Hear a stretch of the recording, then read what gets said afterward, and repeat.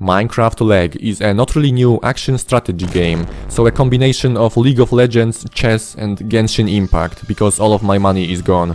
Notice that I didn't mention Minecraft. The only thing in common with Minecraft is lore, because that's the only reason why people play Minecraft, for the lore.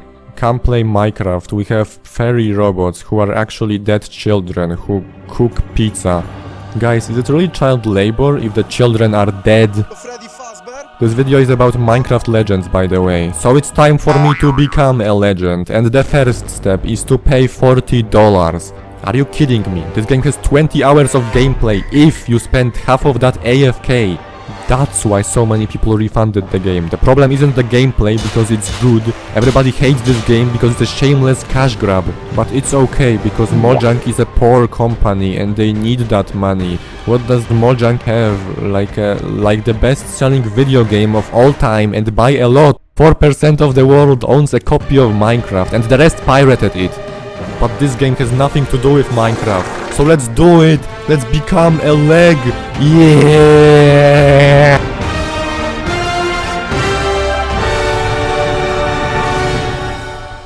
All the events that happen are canonically a legend, passed through the generations of villagers, which is like saying that it's canon unless it isn't. The game starts with these godlike creatures known as the hosts. Knowledge, foresight, action, Peter. Together they come to this peaceful world to make it less peaceful by taking you from a different dimension and doing a little trolling. You are the villain in this story, but because history is written by the winners and you win, in the villager legends you are portrayed as the hero who saved the overworld. While in reality you use inhuman amounts of violence and even more redstone launchers and arrow towers, force the locals to commit unrestricted acts of brutality and start countless wars, thus slowly turning the world into the first anarchy server in Minecraft. So the piglins try to peacefully immigrate to the overworld because their homeworld becomes impossible to live in due to global warming. Unfortunately, pigs don't have visa and therefore must all die. Your job as the great leader is to use strategy to find the most efficient way to exterminate their whole race. That's the actual lore according to game theory, and I believe it because MatPat has never made a mistake in his entire life. You are given a loot which can control ogres and every other overworld mob, except for villagers. They are special, I guess. Your D&D class is the bard, which is very weak on his own. You literally play music while your units actually fight. You start by teaching your superior race about JoJo and unlock cobble golems, but then you realize that structures are insanely overpowered, because Minecraft is a building game. Your first static defense is the arrow tower, and if StarCraft 2 has taught me anything, it's that the best place to put structures is right in your opponent's face. But unlike in the real strategy games, towers cost approximately nothing and can build faster than they can be destroyed, so the only thing stopping you is netherrack, which always surrounds piglin bases. Now we're just ripping off StarCraft, I guess, and I assume 90% of my viewers don't know what StarCraft is, so I should stop referencing that game. But what other strategy games are there? Chess? That game hasn't been updated for over 200 years, which is why we really need new strategy games, and I appreciate Mojang for making one, but it takes a little longer to make these games balanced, because players will always come up with more creative strategies than developers. Like this guy who thought, why put structures on the ground when you can put them on the tall jungle tree? And this may look like an exploit or cheat, but it's not. Unconventional tactics are what makes strategy games awesome. Conventional Minecraft PvP is just whoever clicks faster and has better gear wins. It's hard to tell apart from cookie clicker. In a strategy game, the smarter player always wins. It's Death Note. Outsmart your enemy or die. To the credit of Minecraft Legends, this game really rewards you for thinking and carefully planning. When I create an army, I usually start by getting some creepers. Then my next step is to get some creepers. And what I like to do next is to get some creepers. And to finish it off, I get some creepers. And that's how I make a solid army composition. Now you can blow up the nether portal in just 30 seconds. Of course, if the base you're attacking has a higher difficulty, then that won't work. Many creepers get shot down before reaching the portal and it has more durability. But what you can do is get some more creepers. Wave 2, electric boogaloo. But that took 6 minutes to destroy, which is unacceptable. Steam games can be refunded in only 2 hours. If you wanna save that $40, you need to think of something better. We can definitely save some time by getting rid of some creepers.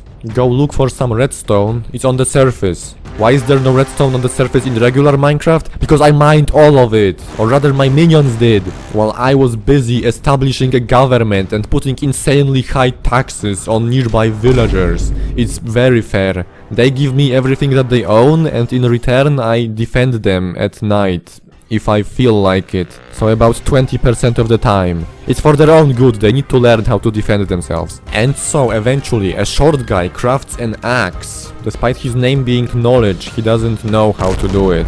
With these items there are 1260 possibilities on a 3x3 grid. That's a 0.3% chance to succeed, and he just goes through all of the possibilities, I guess.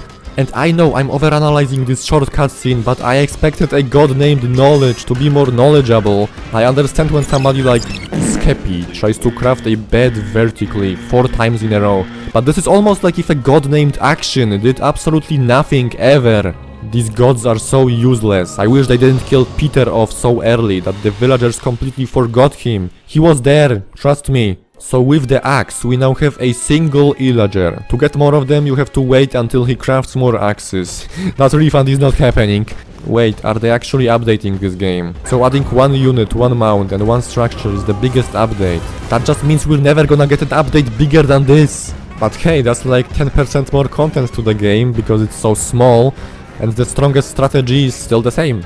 So my favorite strategy is to be rich. It helps with literally anything in your life.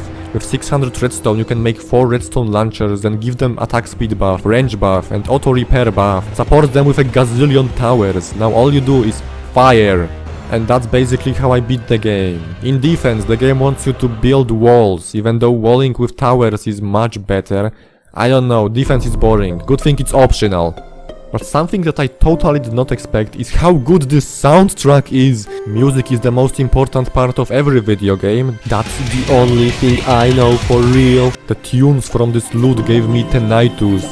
Did you know Minecraft's YouTube channel has lo-fi beats to lead the charge? The attention to details is incredible. Like, they remembered to give skeletons and zombies hats, because otherwise they would burn in the sunlight. The whole world is procedurally generated and it's filled with big chunguses and special towers that you can buy, so exploring is definitely recommended. There are 3 piglin factions. Yellow faction's bases rely heavily on walls, often use lava as a moat and honestly are kind of handsome for a base.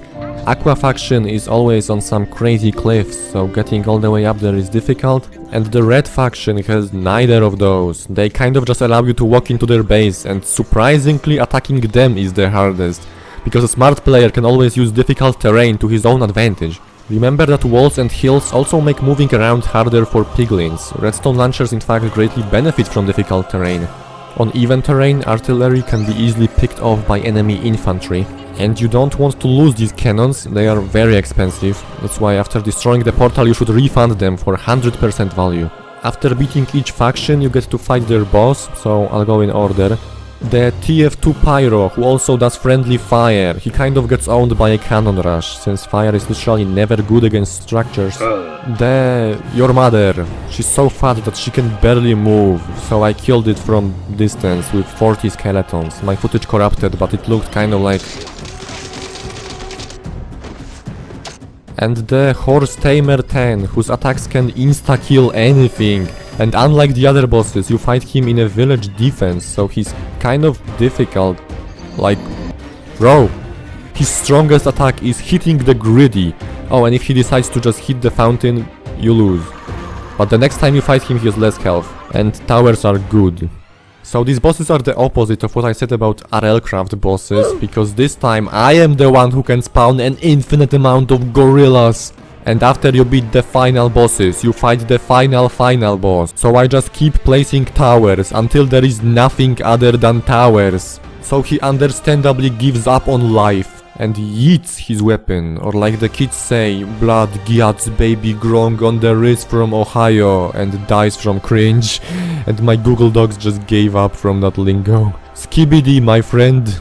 The game is short and I like it, so let's change that by looking at multiplayer. Just looking, I don't think playing is possible with that low player count.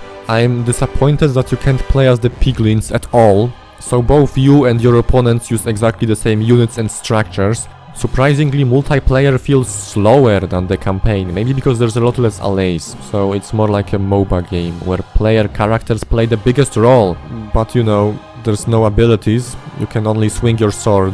But other people liked multiplayer, so maybe I'm just too used to StarCraft's mechanics. So who even is this game for? That's a good question. Strategy games are usually for adults, because they require thinking, but the Minecraft community doesn't really have adults. Even YouTubers are just bigger children. So did developers make a game without a clear target audience? I think Minecraft Legends was made for the Minecraft OGs, who played back in the old days when a minecart roller coaster was the coolest thing ever, because that was 10 years ago. The audience grew up and is mature enough to like strategy games, but the game still treats you like a child, which I don't really get. But who cares, most reviewers agree with me that it's a good game, but the inflation will never be high enough to justify the game costing $40, or say the game was fun for exactly 2 hours. Or that they are gay. Alexa, set the timer for 1 hour 45 minutes. Do I recommend playing Minecraft Legends? Only if you can shit gold. Otherwise, absolutely not. This game is like an apple. Why would anyone pay $40 for an apple?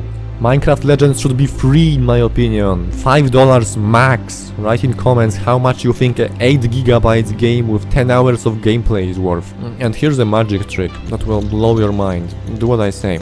Exit full screen, look at the like button, you don't have to press it. Watch what happens when I say smash that like button. Click the like button. Like button. How cool is that? It also works with the other button when I say subscribe. Make sure you are subscribed. Click the subscribe button. I'm gonna look really stupid if it doesn't work. You can also click these buttons while you're at it. Do what you want. I don't even know what likes do, and you're probably already subscribed, so see ya.